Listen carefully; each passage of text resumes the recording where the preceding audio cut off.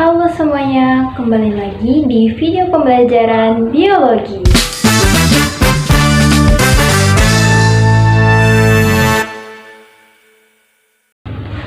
Teman-teman tahu tidak ini gambar apa? Ya, ini adalah gambar luka. Pasti teman-teman di sini pernah bukan mengalami luka? Mengapa ya? Setelah beberapa waktu, luka akan sembuh, bahkan tidak meninggalkan bekas sama sekali. Hal ini akan kita pelajari pada sesi materi hari ini. Pada kali ini, kita akan mempelajari tentang pembelahan sel. Pembelahan sel yaitu terdiri dari pembelahan mitosis dan pembelahan meiosis. Tetapi, pada video kali ini, saya akan menjelaskan tentang pembelahan mitosis.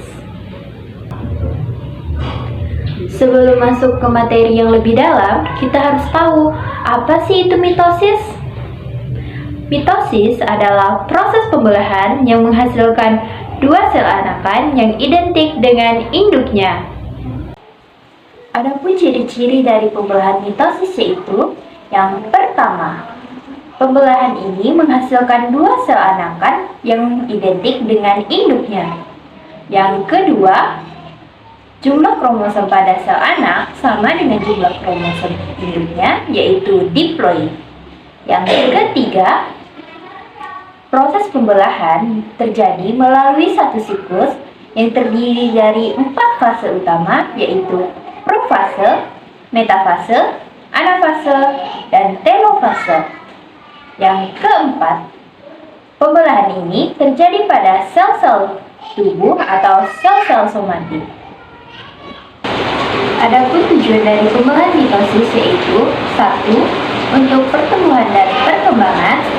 Yang kedua yaitu untuk regenerasi dan perbaikan sel-sel yang rusak.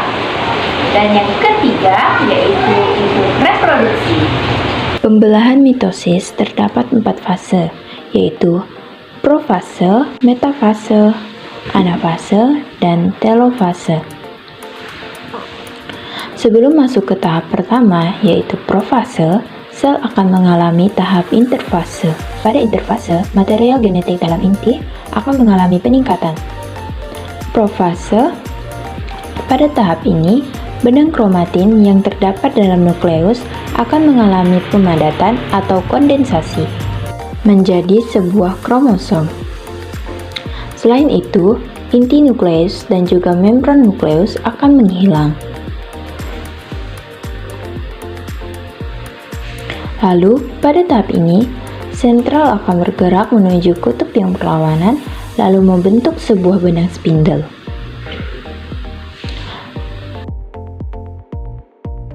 Tahap metafase. Pada tahap ini, mikrotubulus pada benang spindle akan berinteraksi dengan kromosom, menjadikan kromosom berposisi lurus di tengah sel, atau sejajar dengan garis ekuatorial. Setelah itu, benang spindle akan menempel pada bagian konektor pada kromosom.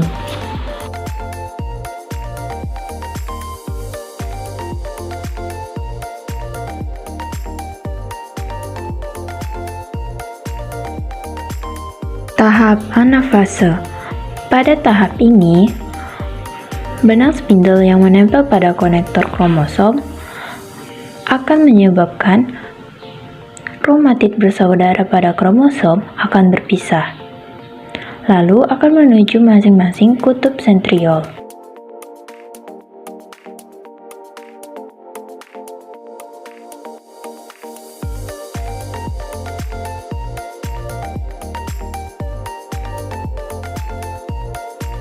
Tahap telofase.